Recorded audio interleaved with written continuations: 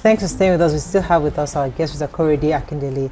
We're talking about early detection. As you said, a lot of parents are watching right now. They're saying, okay, how early is early? So you had shared a few success stories with us that you had a 22-year-old woman, young lady or woman, I would say is an adult, 18-year-olds, 2-year-old, 3-year. At what point should we begin to start suspecting where we need a tertiary intervention? Okay, at the point where you are treating and you are not getting the result of what you want in your child. Everybody, okay, for example, we cite an example, as an adult, I mean, you can even sit in this studio and be having a headache, and then you just go ahead, like life has to go on. Yeah. But for children, it's not like that. When your child is sick, it displays it, and then it doesn't fake it. Mommy, you touch the body, it's trying to take his hand. At the point where you are not getting the result you want in your child as a parent, that is when it is. Okay. Not until, okay, it now becomes, but most times we don't talk out like, oh no, I just want to manage this thing. At the point you are not getting the result. And that's why it's so important for you to pay attention to your child. You know your child. You know when this child plays. You know when this child is trying to stay hold to itself. Something is wrong. And you are going to your doctor, you're treating, it's not getting better. And that's why it's important to see a pediatrician for children. Okay. They know what is right.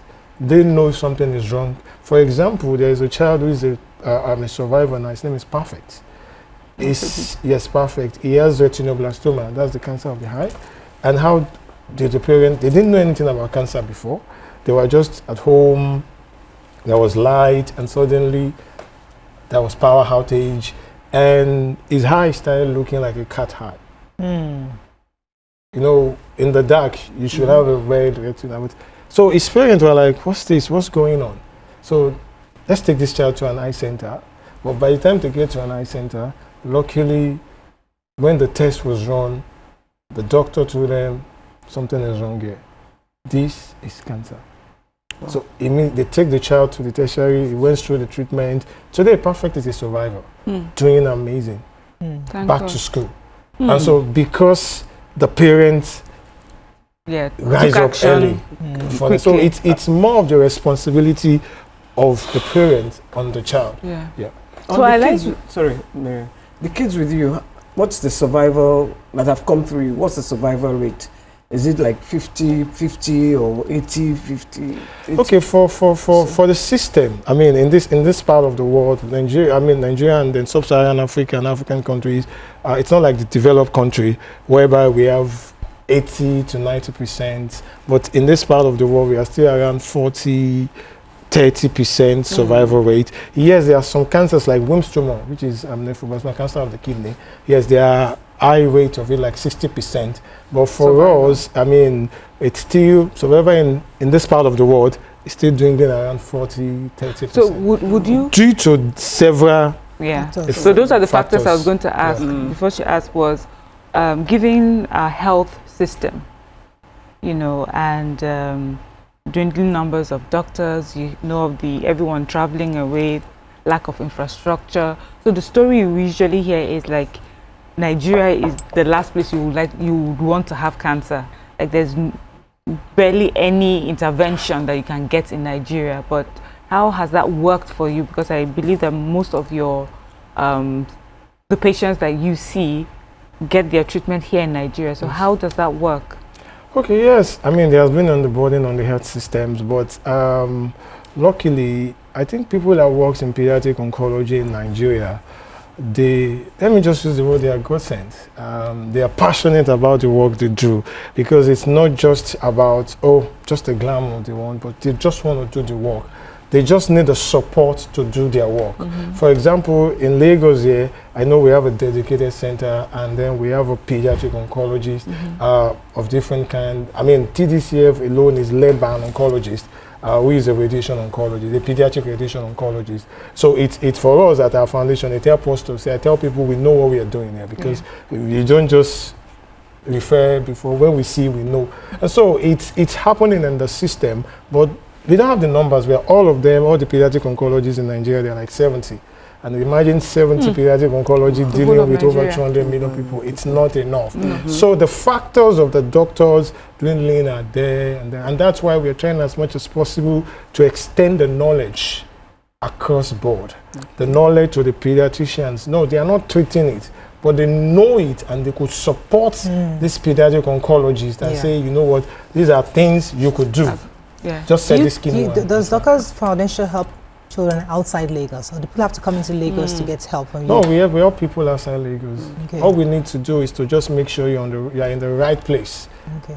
Yes. That is it. Wherever you are, connect you to the right person. And most times this is not, people does not even need our financial support most times. It's just for them to say, please, you guys, who is the right place? Yes. And it might be just even just a little support. So okay, so it's not just about money you provide, you also provide counsel yes, to go to the right doctors. The right doctors. Yeah, if you have any questions, you can reach us. So our work is not just about providing finance. It's holistic, everything about childhood cancer in Nigeria. Yeah, but so I have two questions for you, right? First one is the fact that do you guys offer aftercare services? Because once after the whole care, surgery, everything, do you offer aftercare? Do they have medications that they have to take for a lifetime and all? And then secondly, I want to ask that so far, what are your challenges and how have you overcome some of these challenges? Okay, so talking about the aftercare, for survivors. Okay, one of the key things that we do is, you've treated a child, the child is a survivor. It needs to go back to school. It needs to go back to school. Okay. And now, that's another problem. So with that, we set up a project called Back to School. So for Back to School, all we do is we partner with schools. We have few schools and we are calling skills. People who have schools that just have a child with cancer, that survive cancer. So we partner with some schools and say, you know what, these children has gone to, just help us have this child tuition free. And then doctors try to get partners to support every other things about the education. So to get the child back in school, we do as much as, even parents, they've sold everything, they've lost job, father has lost job. We try as much as possible and some of the things we have even seen in this is, even what the father might even just need is somebody to just help them put their CV together, because their mind has gone through a lot, they can't cooperate together. So somebody just give them advice, you know what, just do like this, and they are back. Get a job. And so those are the after care. The child is a survivor. Back to school is to get them back to school. Get the parents back. An angel grant is to get the parent back on their feet. So it's we don't just stop and say we support the treatment, go. And we even try and even extend it even to their families and give them counselings and that's the work we are doing. Secondly, challenges, it's there. It's there. It's one of the challenges is you want to help as many children that you want to help, but your finance cannot help everybody. But what we try to do is we touch every life. Even if we cannot we have program that takes over you, even if we cannot take everything 100%. About you 100%. TDCF, each time we go into the ward, we look at a child, what do you need? This is what we can do, at least to just relieve you. Okay, some of them stay strong. We are coming back. We'll get them. So that's amazing. The challenges are there. Are there other sister foundations that do? Because sometimes it feels like there's so much work to be done and there's not enough people. They're not many laborers to support this work, because we know of cancer survivors, we know cancer treatments, but when it comes to child cancer, it's rather peculiar. So do you work with other people to support the work you do? Yeah, we have few foundations that do childhood cancer in Nigeria. But we have a lot of people interest. We have other people, like 2, 3, 4 people that we know do it. But I think in this part of the world, Lagos, TDCF, we have another people that, but TDCF, we have partners that also do it. Yeah. But because it's our call, it's what it has gone more than just working. It has become a calling for us. Yeah. This is what we want to do. This is what we wake up to every morning. And so that's why we go more than just one line. We find every other way to say every child must survive. So your partners, are they just corporations? Are they just other NGOs? Or do you have like individuals who hear what you're doing and they're thinking, how can I participate and be a volunteer? Okay, so our partners is everybody.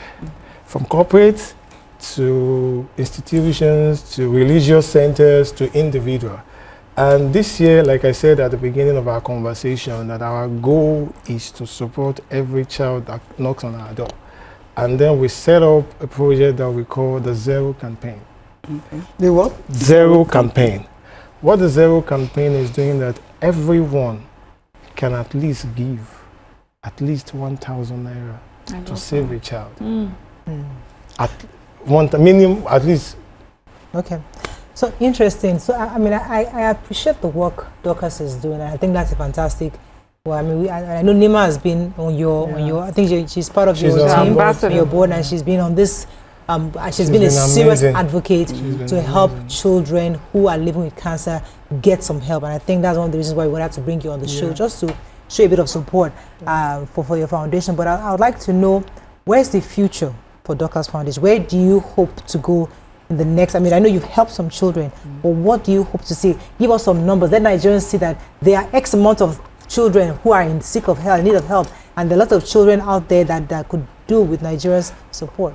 Our key goal is we want childhood cancer to at least have a survival rate of 80 to 90%. And that's our goal. That every child that has cancer in Nigeria, we can have a large pool of survivors, the way the global world is, and say these are a chunk of survivors. So currently we're at about 40%. Yeah, 40 to 30%. And that's not a good figure. That's not a good figure. And then for Dorcas Cancer Foundation, one day we have our own dedicated pediatric cancer center where children has the best care in the world. Do kids, when you know, with a lot of adults, when they have cancer, it comes back again. With kids, is it like that or relapse? Yeah, there are relapses. They do relapse. Yeah, we have a child that we are dealing with now that has relapse. Yeah, so it's relapse do happen, and everything needs attention. What kind of cancer does the child have? How do you do it? To be so close to vulnerable children, and so how and why do you do it? I think that's my story. I think for me, like I said, 8 years ago, I began this journey 8 years ago. I just wanted to get a job. And I woke up into a place called the Dorcas Cancer Foundation. I don't know, I'm walking into destiny. I'm walking into life. And today, looking 8 years, it has changed me. Yes, you can cry when you're on your way home and say, jeez. You can receive a call that touches your heart. But the goal is the child. There is something I tell myself every morning, because that child must live. So if I'm sitting here because I want somebody to know there's a child that needs to survive cancer. So tell us a story about any of the children that pops up to your mind that you think that you'd like to share with us, a story of a particular child who you'd helped or maybe didn't make it or something. Okay, I'm going to tell the two stories. I'll tell the good one and then the second one. So let me start from the Delta. That's what I use for negative stories. I have a child. There's a child, Eliana. Very beautiful, amazing child. I got to meet her in the process of the walk, and I was so close. She had leukemia. And that period was when I think there was strike, doctor, something, resident doctor, and then she needed to, for leukemia, you need transfusion. And I look at the way we get transfusion done for this girl. We will move from mainland to highland to get transfusion. Carried platelets on a bike. Then bike was still, I see the father, the mother, even my TDCF staff, everybody pushing through. I remember we had to carry the child from Lagos to Ogun State for transfusion, and she passed. So while we are standing and talking, the mother wanted to jump from the window of the hospital, like 3 stairs down. So somebody just looked back, and 3 people talking, we all just grabbed her. So for me, that moment was like, no, we have to do this. Koyede, this is not a job, this is a calling. This is what you are called for. You are called to come and be a burden here. And it's been awesome, it's been fun. Yeah, the second story is Samuel. Yeah, Samuel is a survivor. Samuel is in school, he's in SS3 now. He has Wilms tumor. And each time I look at Samuel, each time I look at Inyolua, then it gives me joy that this is the result of my work. This is Bolu sitting down here. Yeah, you came with Bolu. Bolu is in the studio. So, I mean, it gives the joy of the work that I'm doing. Samuel is back to school. He's on school scholarship. In fact, it was in a school before, we changed his school because I think it was facing stigmatization in one of the schools, and then we changed his school. And each time someone is talking, it will say, I'm grateful because I was given opportunity for education and my school is changed. They changed my school. I could mix with people, I could talk. He's going to graduate soon. And luckily, he wants to be a pediatric oncologist. Wow. Of course. And for us, we are set to support him till he become that pediatric oncologist. Beautiful. Fantastic. Congratulations to you. I mean, that's very hard for me. I'm not sure anybody here is not crying. But I mean, I actually feel there's a shock with that when you hear you call out their names. Yeah. That means it's personal. It's real. These are human beings. And I really hope that more children get an opportunity to be helped as you have done for others. Thank you. Unfortunately, that's all we can take. Wow, thank you so much. Thank you very much for coming on our show today. Thank you for giving us this privilege every we always do. year, I mean, every time. It means a lot to us at the foundation. Yes. Thank you so much. Nima is always on our case. Yeah. So just bring about me. I know she's a major advocate for you guys, but definitely we'll do everything we can to support the work you do and see how we can also come and say hello to some of the children. We're looking forward to that. Yeah. We're looking forward to that. That is all we can take on today's show. Hope you learned a few things as we have. Have a great day. We'll see you tomorrow. Bye for now.